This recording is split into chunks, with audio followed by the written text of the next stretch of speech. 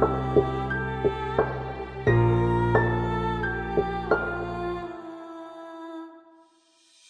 mundong ito binusog ng pagmamahal, hindi ko maisip kung bakit ba naging hangal. Sa tuwing nasasagot kita ako ay nakukonsensya. Magpasensya sa mga nagagawa ko, magbabago din ako, pangako. Sa mga payo mo ako ay tumitibay, kasi nararamdaman ko sa likod ko ika'y nakagabay. Ikaw ang nagpatunay na hindi lahat ng babae mahina, dahil sa lakas ng iyong pinapakita. Kahit mahirap na banat lang ng banat para lang kumita. Kahit sumasakit na ang iyong paatinta, hindi ko nakita sa'yo ang sumuko at manghina. Mag-isa mong pinapasun ng bagahe para lang tayo umusad at umabante. Sa buhay ang pagmamahal namin ng iyong diamante, at kailanman hindi ka umangal at naginarte.